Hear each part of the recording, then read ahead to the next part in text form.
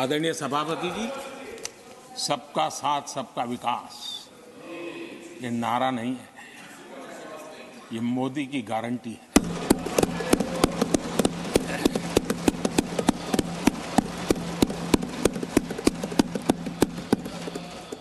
और जब इतने सारे काम करते हैं, मुझे किसी ने एक कविता लिख करके भेजी थी। कविता तो बड़ी लंबी है, तो उसमें एक वाक्य है, मोदी की गारंटी का दौर है, मोदी की गारंटी का दौर है, नए भारत की भोर, नए भारत की भोर, आउट ऑफ वारंटी चल रही दुकानें, आउट ऑफ वारंटी चल रही दुकानें, खोजे अपनी ठोर।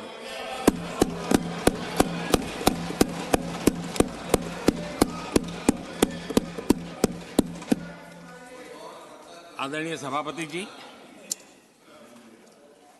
किस प्रकार से देश में निराशा फैलाने का प्रयास, मैं ये तो समझता हूं, जो लोग इतनी निराशा की गर्त में डूब चुके हैं, वैसे निराशा फैलाने का उनका सामर्थ्य भी बचा नहीं है, वो भी सामर्थ्य नहीं बचा। आशा का तो संचार कर ही नहीं सकते, जो खुद निराशा में डूबे उनसे आशा है।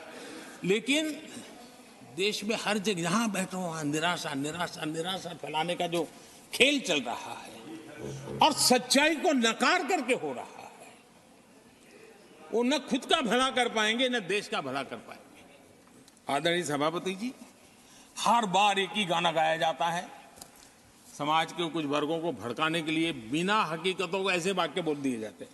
मैं जरा देश के सामने कुछ हकीकत बोलना चाहता हूं और मुझे विश्वास है मीडिया इस ऐसे विषयों पर जरा डिबेट कर ले ताकि पता चले। आदरणीय सभापति जी, यहां पर सरकारी कंपनियों को लेकर हम पर भांति भांति के आरोप लगे। क्या क्या आरोप लगाए जा रहे हैं, सिर पैर माथा कुछ नहीं, बस लगाते चलो। अब देखिए, देश को याद है मारुति के शेयर का क्या खेल चल रहा था। उस जमाने में हेडलाइन बना करती थी, मारुति शेयर का क्या चल रहा था। मैं उसकी गहराई में नहीं जाना चाहता, वरना उनको वहां तक पानी पहुंचेगा कि शायद यहाँ पर करंट लग जाएगा, इसलिए मैं वहां तक जाना नहीं चाहता।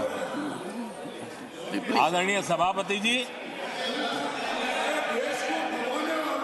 आदरणीय सभापति जी, देश को जानना जरूरी है। आदरणीय सभापति जी, मैं तो आजाद भारत में पैदा हुआ हूं, मेरे विचार भी आजाद है और मेरे सपने भी आजाद हैं। तो गुलामी की मानसिकता को जीने वाले हैं, उसके बाद और कोई चीजें नहीं है, वही पुराने कागज लेकर के घूमते रहते हैं। आदरणीय सभापति जी, कांग्रेस ने कहा कि हमने पीएसयू बेच दिए, पीएसयू डुबो दिए, बाती बाती की बातें यहां सुन और वरिष्ठ लोगों के मुंह से सुन रहा था।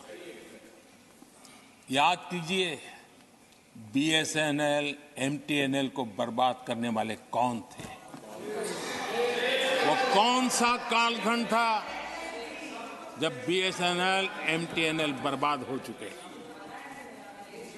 जरा याद कीजिए, एचएएल, उसकी दुर्दशा क्या करके रखी थी, बर्बादी, और जाकर के गेट पर भाषण देकर के 2019 का चुनाव लड़ने का एजेंडा तय होता था एचएएल के नाम पर।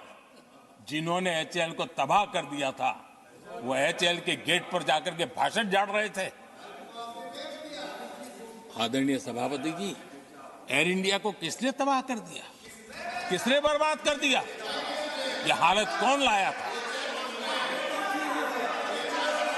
कांग्रेस पार्टी और यूपीए, ये 10 साल की उनकी बर्बादी से मुंह नहीं मोड़ सकते। देश भली भांति जानता है। और अब मैं हमारे कार्यकाल के जरा सफलता की बात बताना चाहता हूं। आदरणीय सभापति जी, आज जिस बीएसएनएल को आपने तबाह करके छोड़ा था ना, वो बीएसएनएल आज made in India 4G, 5G उस तरफ आगे बढ़ रहा है और दुनिया का ध्यान आकर्षित कर रहा है। आदरणीय सभापति जी, एचएएल के लिए इतने भ्रम फैलाए, आज रिकॉर्ड मैन्युफैक्चरिंग एचएएल देख रहा है।